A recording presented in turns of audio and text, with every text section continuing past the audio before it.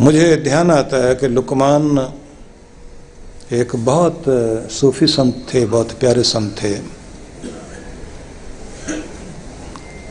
तो उनसे उनके बेटे ने एक बार कहा कि मैं भी आप जैसा बनना चाहता हूँ और बैठना चाहता हूँ उसकी इबादत में। तो अगर मांगने की बारी आए तो क्या मांगूं? दुनिया के मालिक से जब मांगने की बारी आए तो क्या मुझे मांगना चाहिए? उन्होंने कहा कि दुनिया की भलाई करने के लिए दिल में भावना और हाथों में वो शक्ति, किसी की सेवा हो जाए, किसी के आंसू पोंछ लिए जाएं और उसकी बंदगी में झुकना आ जाए, बस ये मांग लेना।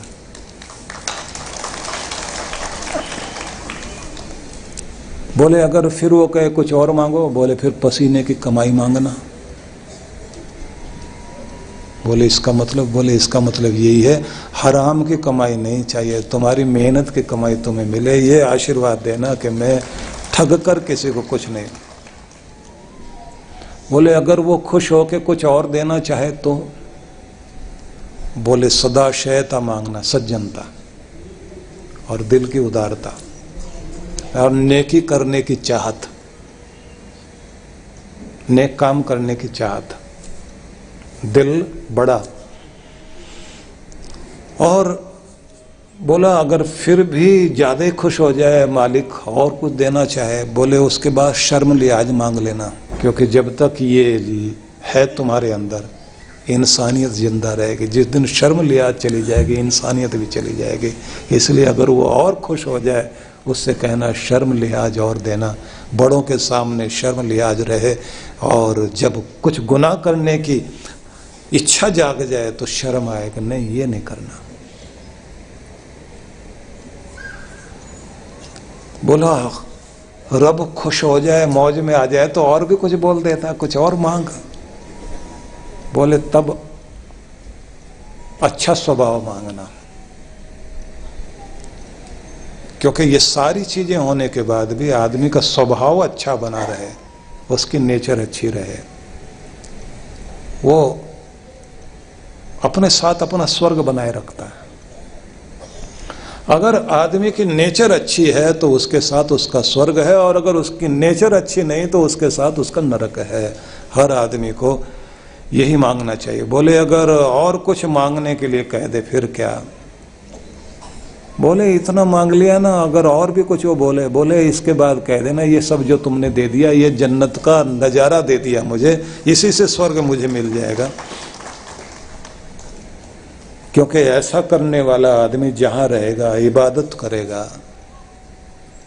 पूजा पाठ करेगा, आनंद मनाएगा, शुक्र मनाएगा और सब्र करेगा कि जो कुछ है बहुत है, जो तूने दिया कम नहीं दिया, मेरे मालिक मैं तेरे दिए हुए को पाकर बहुत धन्य हूं। अब तो तेरा गुणगान करने की इच्छा है और कुछ भी कहने की इच्छा नहीं।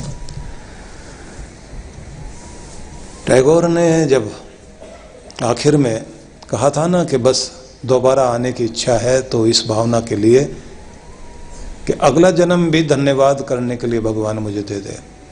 तो उनका एक गीतांजलि उनकी है ना, तो इतने सारे गीत उनके हैं टैगोर के, जिस पर उनको नोबेल प्राइज मिला। तो एक प्रार्थना उनकी थी, मम अंतर विकसित करो अंतर तरहे, मेरे अंतर को विकसित कर दो, बाहर से बड़ा छोटा नहीं बनाओ, अंदर से बना दो, निर्मल करो, जागृत करो, उद्यत करो है। ये बड़ी प्यारी प्रार्थना है उनकी। जागृत कर दो मुझे, निर्मल कर दो मुझे, उद्यत कर दो, शुभ कार्यों के लिए हर समय तत्पर रहूं। और सीधी बात तो यह है कि भगवान से आपको सच्चा प्यार मांगना चाहिए भगवान की भक्ति के लिए, और सरल स्वभाव मांगना चाहिए। क्योंकि जो कहते हैं ना कि भोले भाव मिले रघुराई, वो भोले भाव से ही मिलेगा। और किसी भी तरीके से पाना चाहते हो तो बात नहीं बनेगी, क्योंकि चालाकी सब जगह चल जाएगी, भगवान के दरबार में तो चालाकी चलती नहीं। जितने हम चालाक होते हैं भगवान हमसे भी आगे है ना। इसलिए कहीं ना कहीं हमें सरल बनने की जरूरत पड़ती है। जो कहा है ना, सूधे मन सूधे वचन सूधी सब करतूत, तुलसी सूधी सकल विधि रघुवर प्रेम प्रसूत। गोस्वामी तुलसीदास जी महाराज ने यह कहा, मन का सीधापन, सूधे मन सूधे वचन सूधी सब करतूत, सहज कार्य तुम्हारे और सीधे साधे वचन। तुलसी सूधी सकल विधि, सारी विधियां सीधी सरल, रघुवर प्रेम प्रसूत। परमात्मा के प्यार को प्रकट करने के लिए सीधापन चाहिए, टेढ़ापन नहीं चाहिए। योध्यस्मत जुहुराण मेना, भगवान मेरे अंदर की सारी कुटिलता को दूर कर, टेढ़ेपन को दूर कर। जंगल में जो पेड़ काटे जाते हैं ना, तो ज्यादातर सीधे ही कटते हैं। तो नीतिकारों ने लिखा है कि भाई आदमी को ज्यादा सीधा नहीं होना चाहिए। अकबर बीरबल की कहानियां ऐसे आती हैं। अकबर बीरबल चले जा रहे थे, तो घोड़े पर बैठे हुए थे, तो आगे जो है चलते चलते एक पेड़ टेढ़ा था। तो उनको लग रहा था सारे पेड़ एक जैसे, घोड़ा दौड़ाते जा रहे, तो टेढ़े पेड़ के कारण जो है उनका सिर अकबर का जो है वो टक्कर लगी और धड़ाम से नीचे गिर गए। तो उन्होंने बीरबल से पूछा, बोले ये क्या है? बोले और तो सारे पेड़ है, ये उनका दामाद है। बोले क्या मतलब? बोले दामाद टेढ़ा ही रहता है, बाकी तो सब सीधे रहते हैं। बोले ये तो बहुत खराब होता दामाद। तो बोले साहब खराब तो होता ही है। अकबर जो है माथे पे ज्यादा लगी थी, वापस आते ही उन्होंने कहा कि जो दामाद वमाद है ना, उनके लिए तो सजा होनी चाहिए, बुलाओ जितने भी हैं, उनका कुछ इलाज करें। तो इन्होंने जो है वो फांसी बनवा ली। बीरबल ने एक सोने की बनाई, एक चांदी की बनाई, एक साधारण फांसी बनाई। तो जब अकबर ने कहा कि वो सजा देने के लिए तैयार कर लिया, बोले कर लिया। क्या तैयार किया? बोले ये फांसी लाया हूँ, सोने की है, चांदी की है और एक जो है साधारण। बोले सोने की किसके लिए है? बोले सोने की आपके लिए, चांदी की मेरे लिए है, बाकी और दामाद के लिए है। उन्होंने कहा ये क्या मतलब हुआ? बोले आप भी तो किसी के दामाद है ना। अब जिसके आप दामाद हैं और उस घर में आप जाते हैं तो वहां तो आप भी टेढ़े ही रहते हैं। बोले फिर फांसी कैंसिल। बोले व्यवहार ऐसे ही चलता है। लेकिन ये बात ध्यान रख लीजिए, कितना भी नीतिकार कहते हो कि सीधे बनने से दुनिया फायदा उठा लेगी, क्योंकि दुनिया को एक ही तरीका चाहिए कि सॉफ्ट टारगेट कौन है, सीधा आदमी। एक सज्जन हमारे पास आए, उन्होंने मेरे से कहा कि बिजनेस शुरू करने चाह रहा हूं, तो मेरी इच्छा है कि कोई अच्छा पार्टनर मिल जाए। मैंने भी जो है सीधे भाव में आके कहा, भगवान करे जैसे तुम हो वैसे पार्टनर मिल जाए। बोले नहीं नहीं नहीं, नहीं। मेरे जैसा नहीं मिलना चाहिए, काम खराब हो जाएगा। सीधा आदमी मिले ना कोई, मैं तो बहुत चालाक आदमी हूं, अगर मेरे जैसा मिल गया तो उठापटक शुरू हो जाएगी। लोगों को ठगने के लिए सीधा आदमी चाहिए, और परमात्मा को सब कुछ देने के लिए सीधा आदमी चाहिए। बड़ी कमाल की बात है। और भक्ति में तो बहुत सीधे होकर के जाओगे तो बात बनेगी। भक्ति में टेढ़ापन नहीं चलता। भक्ति में तभी आप सफल होगे जब आप सीधे सरल होंगे। वेदों का एक वाक्य मुझे याद आता है, यद अंतरम तद बाह्यम, यद बाह्यम तद अंतरम। जैसे अंदर हो वैसे बाहर, जैसे बाहर हो वैसे अंदर। जितने सुंदर बाहर दिखाई देते हो ना, वैसी सुंदरता अंदर ले आओ। और जैसी वो सुंदरता अंदर हो जाए और वैसी बाहर हो जाए, तो कहते हैं भगवान के बस फिर मैं दूर नहीं हूँ, फिर मैं तुम्हारे बहुत नज़दीक हूँ। तो जो ये कहा गया है कि तुम अपने परमात्मा के प्यारे होने के लिए मन को सीधा साधा बनाइए, मतलब भगवान की भक्ति में बैठते हो सीधापन चाहिए, वहाँ कुटिलता नहीं चाहिए, और वचन में भी सीधे बन जाइए। आपका जो कार्य है, करतूत व्यवहार सब में सरलता दिखाई दे, छल कपट नहीं दिखाई देना चाहिए। मजे की बात यह है कि जब हमारे मन में कोई खोट आता है ना, तो हमारे हाव भाव से दिखाई देने लग जाता है, व्यवहार से दिखाई देने लग जाता है कि आदमी के मन में कुछ और है।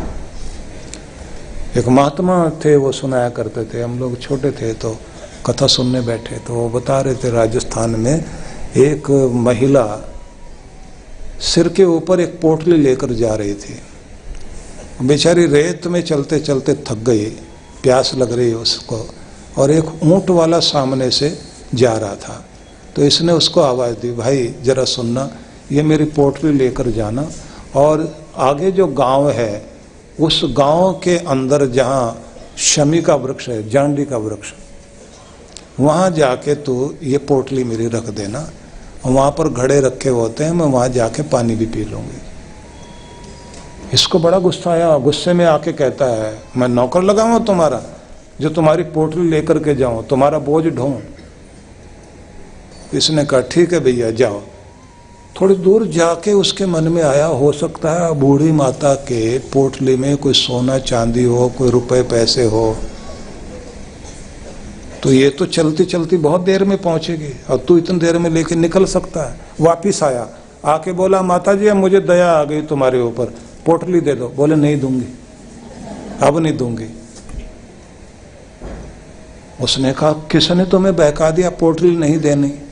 बोले जिसने तुम्हें कहा ना इसकी पोटली ले ले, उसी ने मुझे भी कह दिया देना मत। आदमी खराब है, मन में खोट आ गया, अभी हाव भाव बताने लग जाते हैं कि अब खोट आ गया। आंखों से आपका व्यक्तित्व झांकता है। कहा कि तुम्हारा व्यक्तित्व जब अंदर से सीधा झांकने लग जाएगा तो सीधे तुम्हारे दिल में भगवान प्रवेश कर जाएगा। इसलिए कहीं भी नाटक कर लेना, उसके आगे नहीं करना। भगवान श्री कृष्ण ने अगले आखिरी वाला श्लोक में सुना देता हूं आपको, क्योंकि इस आदेश कथा में इससे अगले वाला श्लोक है 18वें अध्याय का 66वां श्लोक। सर्वधर्मान परित्यज्य माम एकम शरणम व्रज अहम त्वा सर्व पापेभ्यो मोक्षयिष्यामि मा शुचः।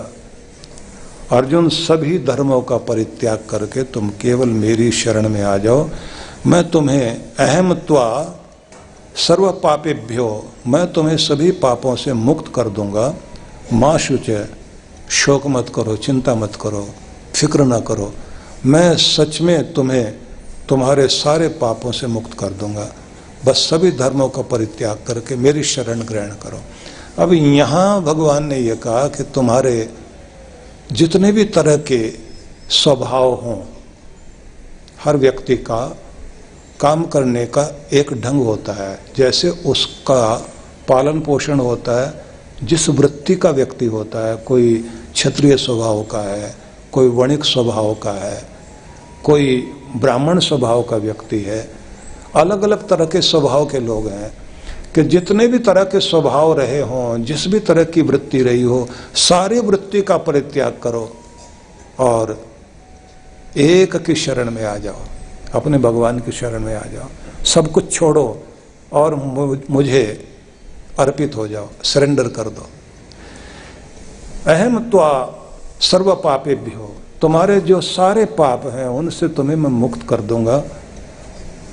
माँ शुच, कोई भी शोक फिक्र करने की जरूरत नहीं है कि मेरा कैसे उद्धार होगा, मेरा कल्याण कैसे होगा, मेरी गति कैसे हो सकती है, कि बस एक बार टोटल सरेंडर करने के लिए तैयार हो जाओ।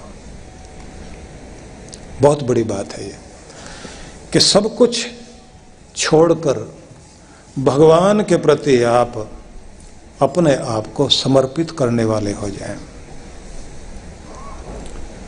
तो यहाँ एक बात तो ये आती है कि हमें सरेंडर भी करना है, और सरेंडर करने से पहले, समर्पित होने से पहले एक काम और करना होगा। जिसके लिए समर्पित होना चाहते हैं उसके लिए एकाग्र होना सीखें, उसमें डूबना, उसकी तरफ चलना, उसमें ही हमारा फोकस रहे, भगवान में फोकस हमारा बना रहे, ये पहले कोशिश करनी चाहिए पड़ेगी। दो तरह की एकाग्रता होती है, ये ध्यान रख लेना। कंसंट्रेशन जो है ना, दो तरह की होती है, एक होती है सहज और दूसरी होती है अर्जित। अब इनको समझना। विषय वासनाओं की तरफ जो एकाग्रता होती है वो सहज होती है, अपने आप एकदम ध्यान उधर जाएगा, मन वहीं टिक जाएगा, क्योंकि हम इतने जन्मों से ये प्रैक्टिस किए हुए हैं।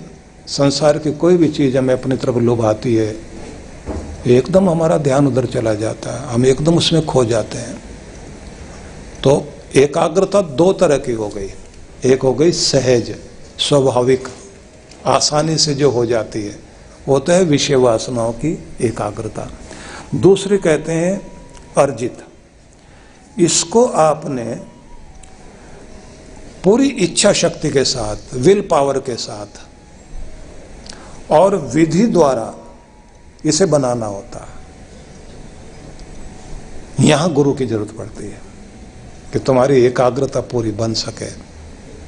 जिसको अर्जुन को द्रोणाचार्य जब पूछ रहे थे,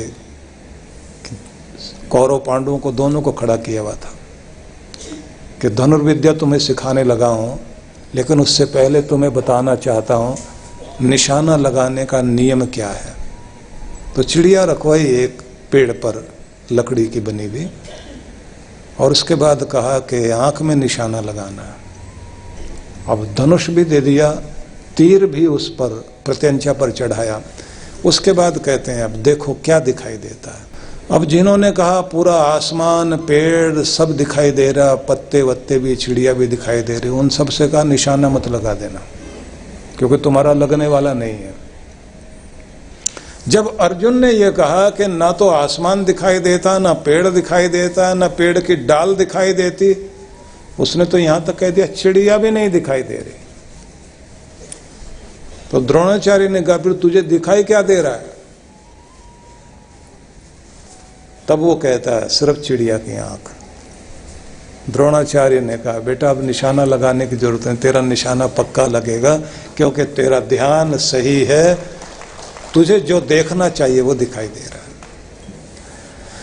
जब किसी भी इंसान को अपना लक्ष्य इसी तरह से दिखाई देने लग जाता है और गुरु की बताई विधि के अनुसार फिर उस पर एकाग्र होने लगता है, तब वो उसे पा जाता है।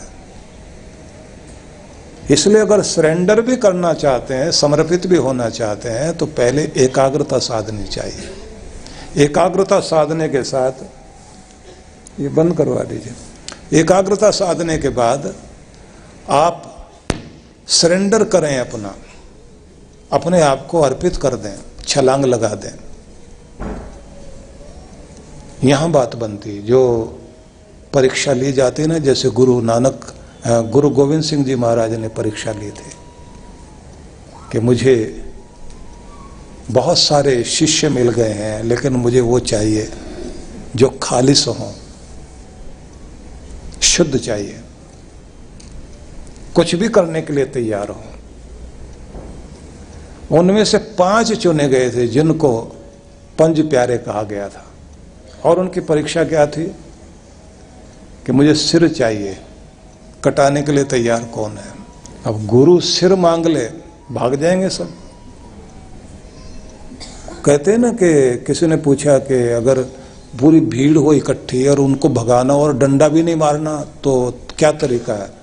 बोले एक डिब्बा लो दान वाला, लोगों के सामने ऐसे से करना शुरू कर दो, भाग जाएंगे, एक भी खड़ा नहीं मिलेगा। और कोई सिर मांगने लग जाए तब रुकेगा कोई। लेकिन फिर भी 5 ऐसे थे जिन्होंने कहा कि हम तैयार हैं। उन्होंने कहा तो आ जाओ अंदर।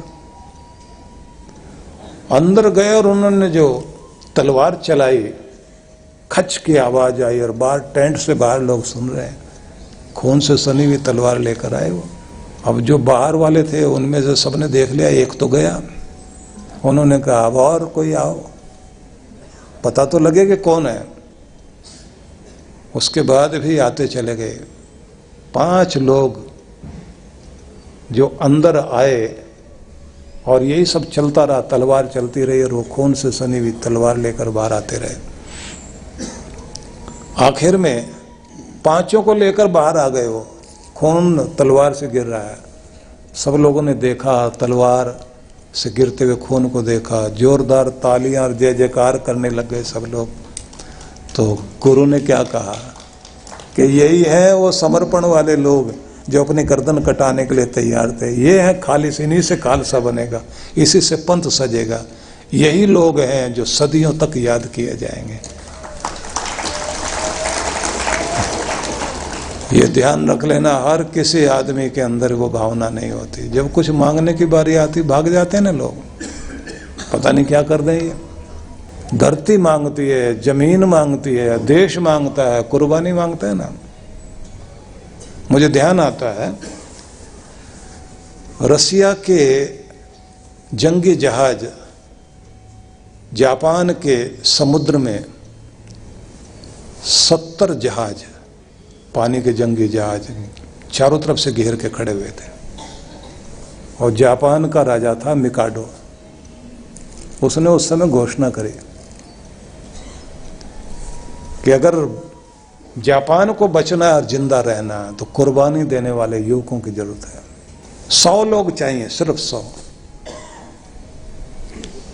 वो लौटेंगे नहीं, बस उनकी कहानियां लौटेंगी, क्योंकि मुझे वो चाहिए जो अपने शरीर से बम बांध करके चलेंगे। आपको आश्चर्य लगेगा कि जापान में ये कहा जाता है कि भगवान से बढ़कर भी अगर कोई चीज है तो तुम्हारा देश है।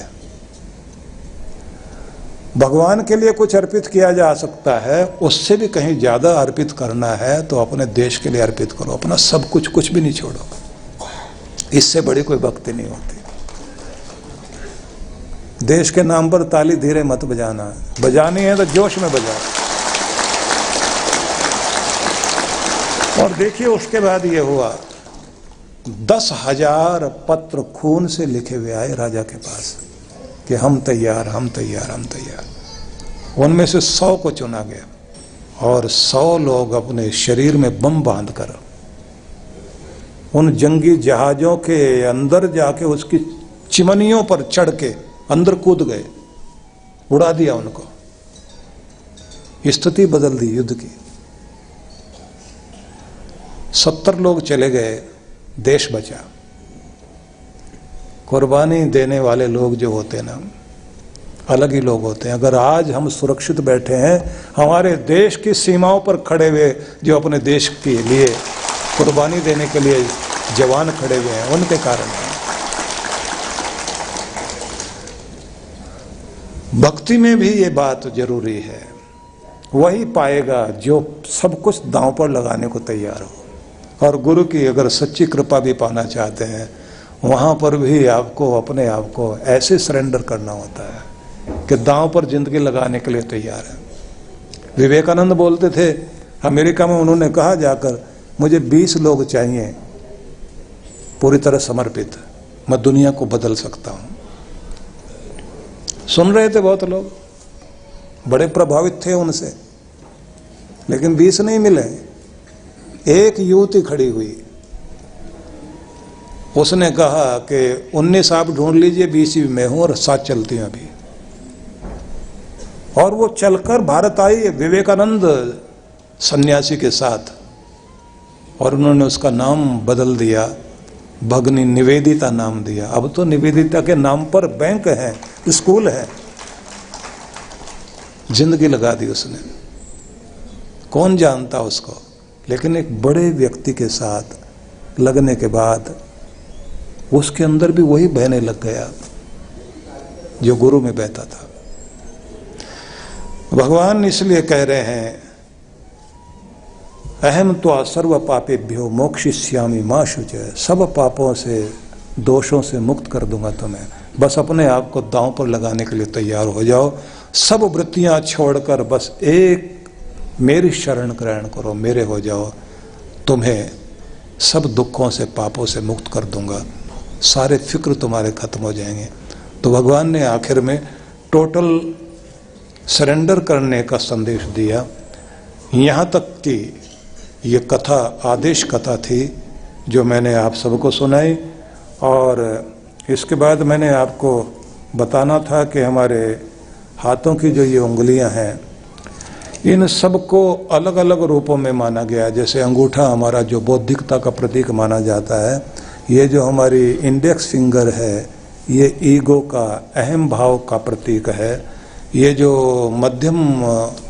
मध्यमिका है, मिडिल फिंगर है, इसको सौम्यता का प्रतीक माना जाता है, सोबरनेस कहना चाहिए इसको।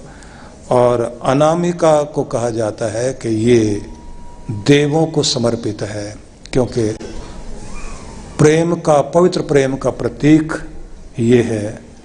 और रक्त प्रवाह में भी इसका बड़ा योगदान है। इसी में अंगूठी, रिंग फिंगर इसको बोलते हैं ना, और आखिर वाली जो है लिटिल फिंगर, जिसको कनिष्ठिका बोलते हैं, ये स्नायु तंत्र का प्रतिनिधित्व करती है। इसके बाद आती है मुद्राएं। इन मुद्राओं के साथ में आपको बैठना होता है, और उन मुद्राओं के साथ आपकी भाव भंगिमाएं बदलती हैं, आपका मूड बदलता है। और फिर गुरु विधि बताता है कि इस विधि के साथ मंत्र का प्रयोग करना शुरू करो।